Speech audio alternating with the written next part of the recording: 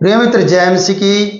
परमेश्वर का धन्यवाद हो कि फिर से परमेश्वर ने आप लोगों के साथ रूबरू होने का मौका दिया है। मित्रों, मैं आशा करता हूँ कि परमेश्वर पर भरोसा करते हुए अपने जीवन को आप व्यतीत कर रहे हैं और परमेश्वर के वचन को सुनते हैं, तो परमेश्वर का इस बात के लिए लाखों बार करोड़ों बार धन्यवाद। प्रियो, आज हम उत्पत्ति की किताब और उसके 42वें अध्याय के 26 पद को देखेंगे।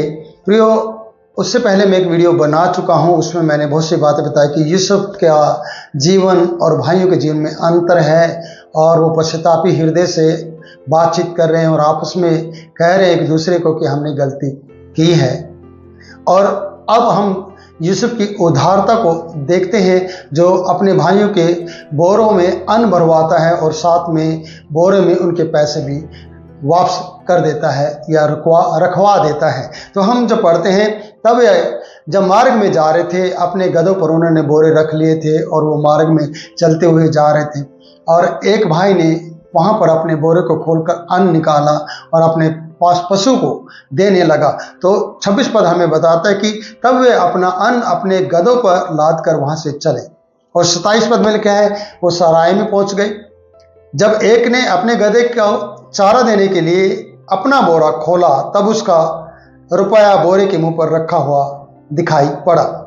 तब उसने अपने भाइयों से कहा, मेरा रुपया लुटा दिया गया है, देखो वह मेरे बोरे में है। तब उनके जी में जी ना रहा, वे एक दूसरे की ओर भय से ताकने लगे और बोले, परमेश्वर ने हमसे यह क्या किया है। प्रियो, अभी भी ये भाई आपस में घबराए हुए हैं और जब पैसे को मुड़ा हुआ देखते हैं या पैसा बोरे में पड़ा हुआ देखते हैं, तो प्रियो ये फिर से घबरा जाते हैं और ये कहते हैं कि परमेश्वर ने हमसे क्या किया है। इनकी जान निकल जाती है, इनके जी में जी नहीं रहता है कि ये जानबूझकर है या गलती से हुआ है या परमेश्वर ने हमारे साथ ऐसा क्यों किया है। और ये इस तरीके का पश्चाताप भी कर रहे हैं और ये वाद विवाद भी कर रहे हैं और ये सोच भी रहे हैं कि ऐसा क्यों हुआ है। एक भाई तो खुश हुआ है कि मेरा पैसा मुझे लौटा दिया गया है, क्योंकि इसने मार्ग में या सराय में ही इस बात को चेक कर लिया, बाकी लोगों ने नहीं देखा है। लेकिन इनके जी में जी नहीं रहता है और ये घबराए हुए हैं और ये कहते हैं कि ऐसा क्यों हुआ, परमेश्वर ने हमारे साथ ऐसा क्यों किया। ये भय के साथ एक दूसरे की तरफ ताक रहे हैं। और सच में क्यों ना प्रियो, जब एक व्यक्ति इनके प्रति इतना कठोर बना हो, जब एक व्यक्ति ने इनके सामने शर्तें रखी हो, जब एक व्यक्ति ने इनको भेदिए कहा हो, देश के लिए जासूस कहा हो और अन्न देने में आनाकानी की हो, और जब अन्न दे दिया हो और शर्त के साथ, शर्त के आधार पर शर्तें लागू की गई हो कि जब तक तुम छोटे भाई को नहीं लेकर आएंगे तब तक तुम भेदिए माने जाओगे, और ये भाई रूबेन जो सिमोन को बंदी बनाया गया था, ये तब तक छूटेगा नहीं।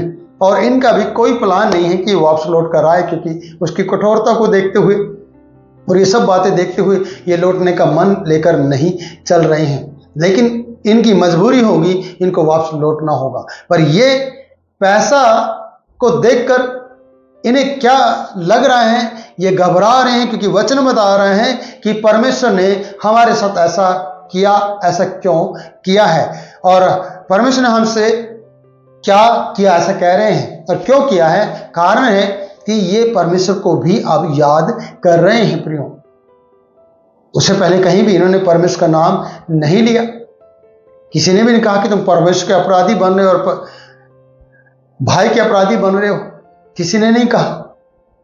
लेकिन यहां पर लिखा है कि तब उनके जी में जी न रहा और एक दूसरे की ओर भय से ताकने लगे और आपस में बोले, परमेश्वर ने हमसे यह क्या किया है। तब वे कनान देश में अपने पिता याकूब के पास आए और उन्होंने उससे सारा वृतांत बताया। प्रियो, ये यूसुफ की उदारता ही है, फिर से मैं कहूंगा ये यूसुफ की दया ही है, जिसने अपने भाइयों से प्यार किया और प्यार दिखाया और उनका पैसा उनको लौटा दिया और उन्हें अन्न भी दे दिया। जो उन्हें भेदिए कह रहा था, जो उनको बड़ी कठोरता के साथ व्यवहार कर रहा था, लेकिन उसने इनसे इस अन्न का कोई भी दाम नहीं लिया। क्योंकि वो भाइयों के प्रति दयालु था और उसने अन्न के साथ पैसा भी लुटा दिया। लेकिन ये फिर से घबराए, फिर से डरे। डर हमेशा उन व्यक्तियों का पीछा करेगा, याद रखना। अच्छा होने पर भी डर लगेगा और बुरा होने पर तो डर लगता ही है। आप जानते हैं ना कि जब लोग गलत कर देते हैं वो अपने आप दौड़ते हैं, भागते रहते हैं, छुपते रहते हैं और डर उनका पीछा करता है। और यहां पर मैं यही बताऊंगा कि ये डरे हुए लोग थे और डर ने इनका पीछा किया, ऊपर से इनका अन्न भी मिला, सारी बातें हुई, शर्तें भी रखी गई और अब क्या हो रहा है कि इनका पैसा इनके बोरे में इनको मिला है। और ये कह रहे हैं परमेश्वर ने हमसे ये क्या किया। परमेश्वर ने कोई भी गलत काम नहीं किया। ये भाई की जो परमेश्वर के अनुग्रह है उस पर वो अधिकारी है जिसको तुम पहचान नहीं पाए, उसने तुम पर दया की है। ये बात तुम्हें मालूम नहीं है क्योंकि तुम डरे हुए हो और डर तुम्हें आगे बढ़ने नहीं दे रहा है। डर तुम्हें अब कोई भी अच्छी बात सोचने पर समझ नहीं आ रहा है कि तुम अच्छी बात सोच सके। अब तुम्हें डर गलत बात सोचने पर ही मजबूर कर रहा है, मैं ऐसा कहना चाहता हूं। और डर इन्हें मजबूर कर रहा था, इसलिए उन्होंने सारा वृत्तांत बताया। 29 पद हमें बता रहा है और 30 पद में हम आते हैं। ये याकूब से कह रहे हैं, अपने पिता से, जो पुरुष उस देश का स्वामी है उसने हमसे कठोरता के साथ बातें की और हमको देश के भेदिए कहा। सारा वृत्तांत ये अपने पिता को बता रहे हैं, कठोरता से बातें की।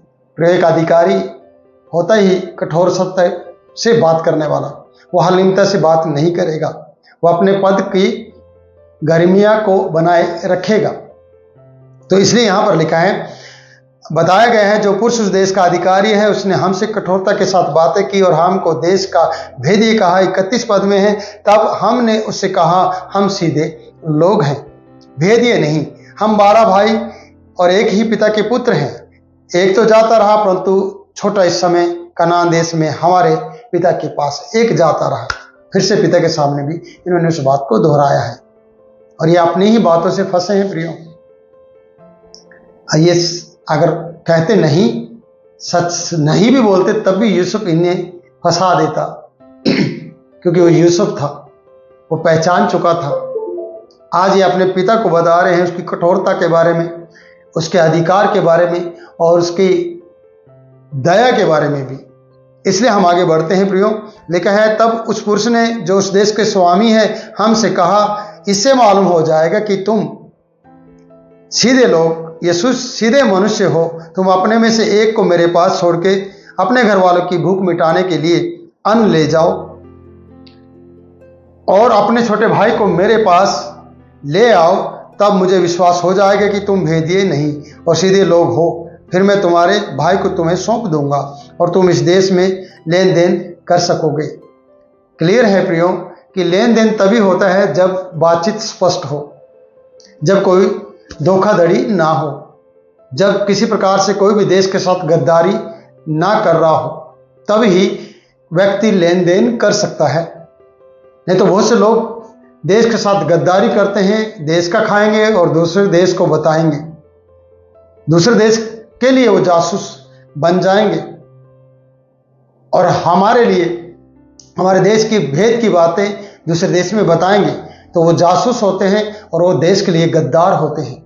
तो ऐसे भेदियों से बचना है जो अपने ही देश के खाते हैं और अपने ही देश में रहते हैं और दूसरे देश का फायदा करते हैं। इसलिए यहाँ कहा, तुम इन विश्वास से सच्चे ठहरोगे, अपने भाई को मेरे पास ले आओगे और इस भाई को मैं छोड़ दूंगा और तुम वापस ले जाओगे और इस देश में हमारे साथ लेन देन कर सकोगे। आज बड़े बड़े देशों के साथ हमारा देश अगर लेन देन करता है या दूसरे देश इस देश के साथ लेन देन करते हैं तो प्रियो सारी बातें क्लियर रहती हैं और स्पष्ट रहती हैं और कोई भी किसी तरीके से युद्ध के लिए नहीं बल्कि शांति और अमन चैन के साथ जीवन जीने के लिए वो कर्जे लेते हैं, कर्जे देते हैं, तो लेन देन करते हैं जिससे कि देश की तरक्की हो सके। और ऐसा होता है। तो यूसुफ ने भी उन लोगों से ऐसा कहा था और इन्होंने अपने पिता याकूब से ऐसा कहकर कहा है कि उसने ऐसा हमसे कहा है और मैं तुम्हारे भाइयों को सौंप दूंगा और तुम इस देश में रहकर लेन देन कर पाओगे।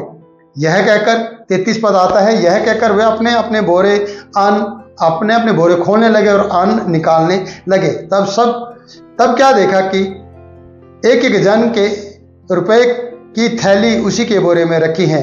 तब रुपए की थैली को देखकर वे और उनका पिता याकूब बहुत डर गया।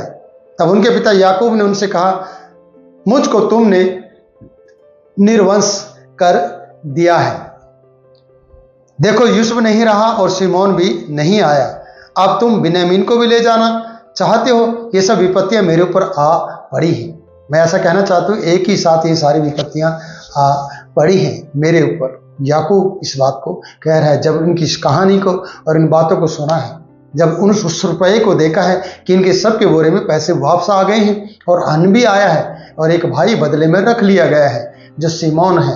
अब वो कहते हैं सिमोन भी चला गया है, यूसुफ चला गया है और मेरा बेटा बिन्यामीन को तुम ले जाना चाहते हो और मेरे ऊपर ये सारी विपत्तियां आई हैं। और प्रियो, ये सच है कि एक ही बार में बहुत सी विपत्तियां आकर हमारे जीवन में खड़ी हो जाती हैं और इसका कारण यही है कि जब हम छोटी गलती करते हैं तो ये छोटी गलती एक बड़ी गलती का रूप ले लेती है। और यहाँ पर ऐसा ही हुआ है। भाई के साथ गलत करने से आज सभी के साथ गलत होता जा रहा है। आप जानते हैं योद्धा के साथ क्या हुआ, योद्धा ने अपने बहू के साथ क्या किया, योद्धा के बेटों के साथ क्या हुआ, आप ये कहानी अच्छी तरह से जानते हैं। रूबेन ने क्या किया, रूबेन की जिंदगी कैसी रही। ऐसे बहुत से भाइयों की जिंदगी में उल्टा सीधा हो गए। लेवी और ऐसे भाई रहे जो सही रास्ते पे नहीं चले। इसलिए याकूब के बच्चे ऐसा लगता है कि बिगड़ते चले गए, क्योंकि ना तो इनका प्रार्थना का जीवन था, ना कोई आत्मिक मोल था, ना ही यूसुफ ने इनको कभी भी परमेश्वर का भय मानना सिखाया। तो याकूब के जो बच्चे रहे हैं, सिर्फ यूसुफ जो इनसे दूर रहा, दूर रहकर भी वो आत्मिक बना रहा। कई बार आप सत्संग में रहकर, आराधनालय में रहकर, पवित्रता ही सत्संग में और गीत में और मीटिंगों में जा जाकर भी पापी बने रह सकते हैं, क्योंकि वो मीटिंग्स और ये सारी बातें आपको पवित्र नहीं करती। पवित्र क्या करता है आपको, वो है परमेश्वर, जिसके लिए आपको अपने आप को पवित्र रखना होता है। वो किया है यूसुफ ने। जैसे कि हम दानियल, सदरक, मेशक, अबेदनगो को देखते हैं। प्रियो, वो गुलाम थे, गुलाम उन्हें बनाया गया था, लेकिन वो परमेश्वर के लिए पवित्र थे। दानियल प्रार्थना करने वाला था और यूसुफ प्रार्थना नहीं करता था, लेकिन वो पवित्र रहने वाला था। और सदरक, मेशक परमेश्वर के लिए कभी ना झुकने वाले व्यक्ति थे, जो कभी झुके नहीं थे। तो उन्होंने साबित किया था कि हम उसके बंदे हैं, सच्चे जीवित परमेश्वर के। आज आपको भी साबित करना होगा इस बात के लिए। जब आपकी परीक्षा आती है, जब आपको कोई परीक्षा में डालने की कोशिश करता है, तो आपको भी साबित करना होगा कि आप सच्चे जीवित परमेश्वर के पुत्र के बंदे हैं, आप यीशु मसीह के बंदे हैं या उसके बेटा बेटी हैं। तो ये साबित करना होगा, जैसे कि यूसुफ ने किया। पर आज याकूब कह रहा है कि ये सारी विपत्तियां मेरे ऊपर आ गई हैं, क्योंकि वो उन पैसों को और उस कहानी को सुनकर वो भी चिंतित हो गया है कि अब क्या होगा। अगली आयत में हम अगली बातों को देखेंगे। प्रियो, इस वीडियो में सिर्फ इतना ही, बस इतना सीख लीजिए कि हम कभी गलत ना करें और परमेश्वर हमारे साथ कभी गलत होने नहीं देगा और समय आने पर आपको ऊंचा पद भी देगा और आपको ऊंचाई पर ले जाएगा। तो प्रभु वचनों के द्वारा आपको बहुतायत से आशीष दे। फिर मिलूंगा नई वीडियो में नई बात के साथ। तब तक के लिए मैं आपसे इजाजत चाहता हूँ। जय मसीह की।